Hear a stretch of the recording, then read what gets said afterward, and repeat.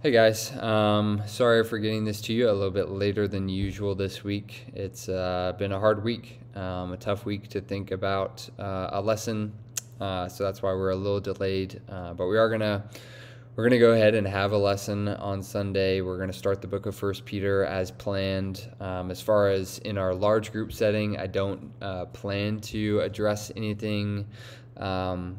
About John, but when we split into discussion groups, I'll leave a lot of that up to you guys. I will probably start the high school group off by acknowledging that situation, encouraging students that myself and other leaders are available to talk and help them process through what is a really big event in the life of our church. If they want to take advantage of that, we're more than happy to have conversations with them.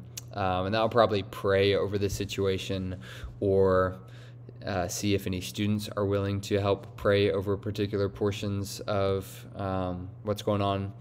So I'll do that with the high schoolers. I think that's probably the group that's most connected with John and will struggle through this the most. But feel free to handle your group as you see fit. If you want to do something like that, if you want to do just a portion of that, handle it as you deem appropriate with your specific discussion group. But I think it's important that we acknowledge it, don't ignore it, don't act like nothing's going on. But also, I decided against spending a whole Sunday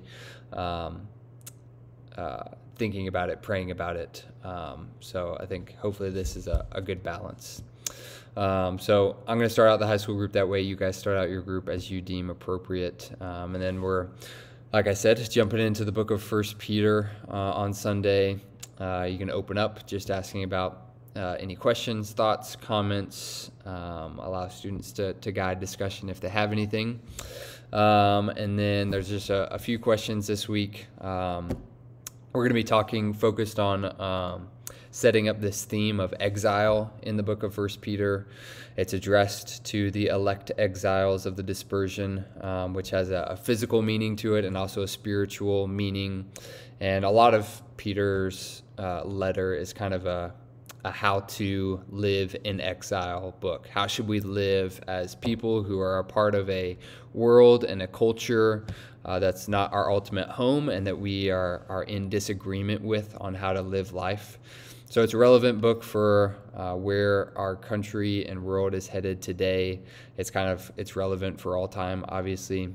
So we'll be setting that theme up, and then we're going to go over three things from 1 Peter 1 through 9 that should, I think, characterize our time spent in exile, our lives here as strangers and sojourners here on the earth. And that is a living hope, confidence in the midst of trials, and an inexpressible joy. And we'll just walk through those three components that are clear in the first 9 verses of the book. And so one of your questions, the second question is, what experiences make you feel the most like an exile or a stranger in this world? What makes you feel that way in the world in your kind of day-to-day life? Peter, we'll talk about in our lesson, he's not writing during kind of Roman-wide, state-sponsored persecution of Christians, where Christians are being regularly put to death for their faith. That hasn't happened yet. It's kind of more of a discrimination. Christians rejected a lot of Roman culture and lived a very different lifestyle, and because of that, experienced life exiles in their own culture. So I would think if you're a leader, of 1 or 2 examples of how that works in your own life, and toss that question out to kids. See what they have to say.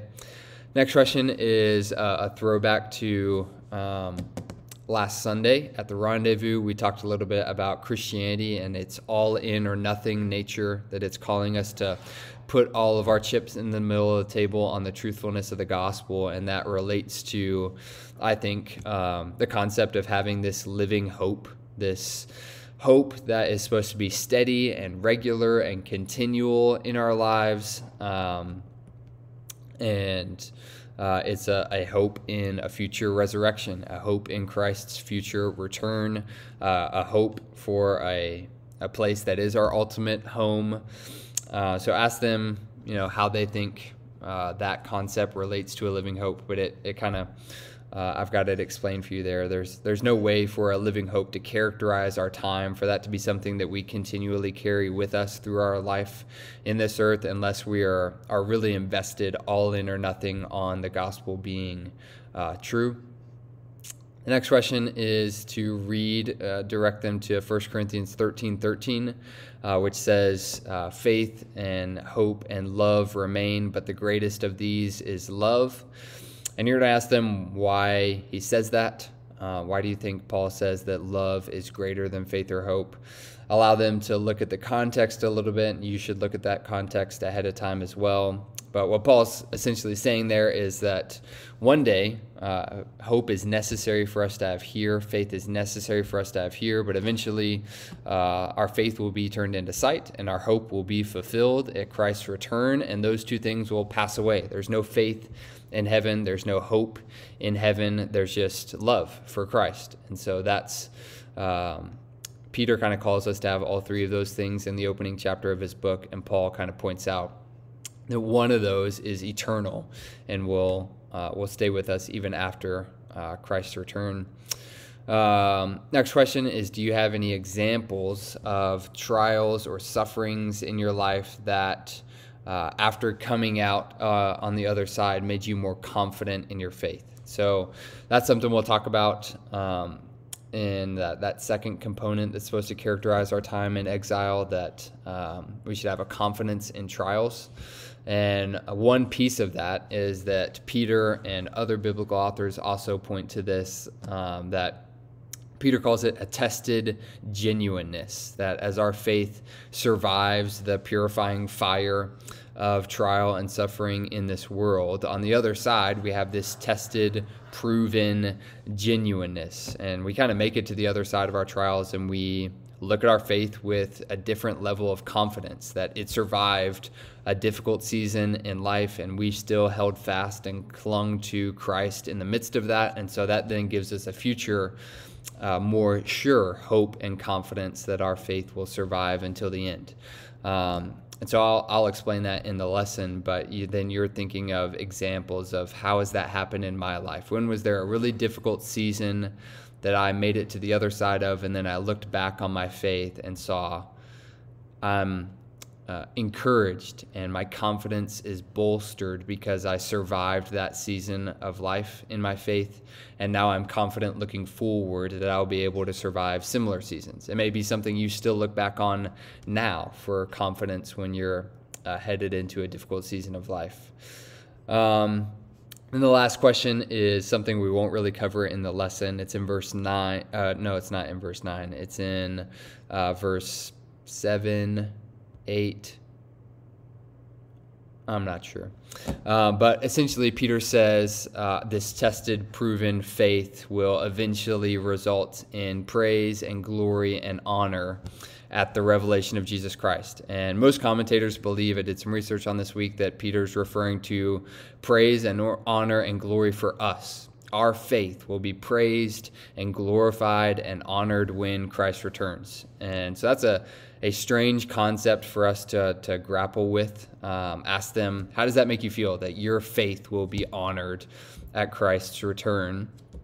And then ask them, how does that relate to God being praised for our faith at his return?